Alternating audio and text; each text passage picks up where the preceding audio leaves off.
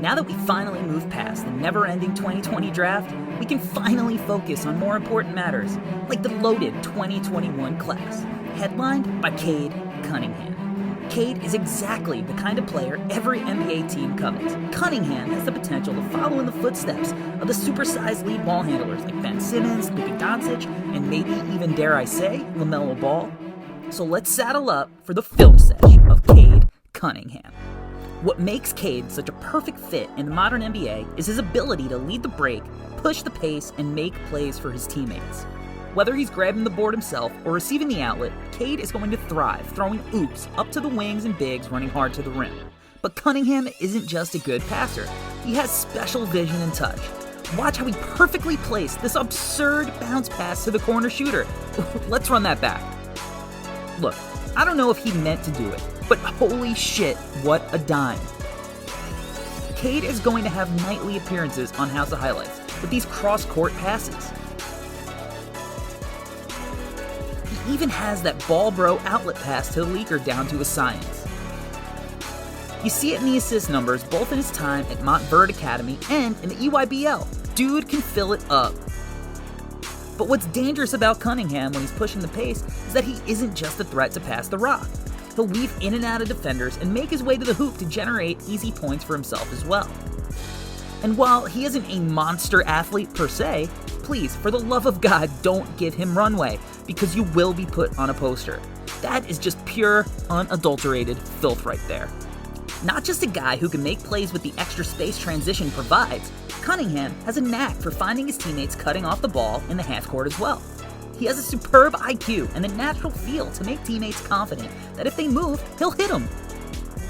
And I love the pace that Cade plays with. Always in control, just getting to his spots and shifting the defense so he can make the improvisational passes when the D collapses. A superb pick and roll passer, Cade won't just be throwing oops over lazy high school zones. Bouncy dive men will love playing with this dude. But what's so impressive is how advanced he is making plays coming off a screen at such a young age. And look, I know that this is just a scrimmage, but it's the most recent film that we have of Cade, and this is a pass that like 10 NBA players can make. I mean, it's just ridiculously advanced passing. Comes off the screen, puts his defender in jail, draws in the big, and then hits a one-handed jump pass to the weak side corner, taking advantage of the poor positioning of the weak side wing. Now, I know I've been singing his praises and all, but it's not like Cade never makes mistakes. High-usage playmakers will turn it over some. They'll miss lob targets, dribble into trap zones and tight spaces, but it's all a part of the learning process that'll prepare Cade for the next level. Now, what separates Cade from some of the playmakers like Ben Simmons and the Ball Bros who've enjoyed the same preseason hype is that Cade has a much more functional jumper. Cade's ability to function off ball in spot-up situations adds to his versatility in the lineups that he can play in. With that said, Cade isn't an elite shooter, and he'll sometimes snakebite the release on good contests. But as you can see in the scrimmage footage, he'll continue to smooth that out and make himself a legit threat there too. Early on, Cunningham will be much more efficient on catch-and-shoot J's compared to off the bounce, as he still has some work to do on making that release more consistent when closely guarded. With that said, he's not a guy that you want to go under on, because when he has time to set up and go through his full form, he's much more of a threat. The other problem with going under is that you give Cade opportunity to get a full head of steam and attack the hoop. Cade is going to be a freight train getting to the hoop, so defenses will need to stop him early.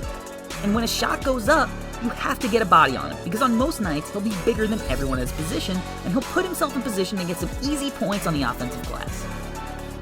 I fully expect Cade to have good numbers at the rim, but I don't think he has elite touch around the hoop in the same way a Kyrie Irving does.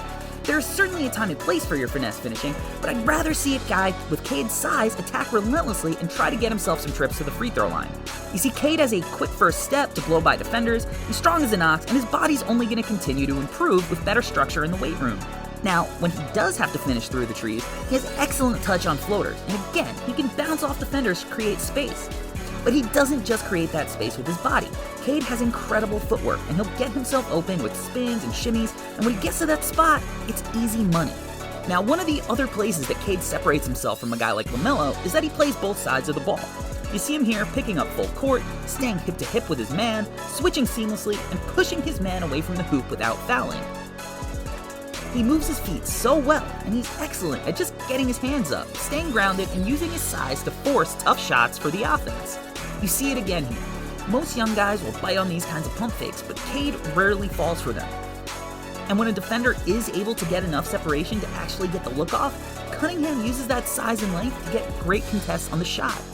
We see a little shell here during the Cowboys practice, and the ability Cade has to close out to his man. Cade beats his man to the spot on the drive and gets a hand right in the shooter's face. I love how engaged Cade is off ball. Has his head on a swivel to see the ball in man, active hands, and then just freaking superb timing on the contest.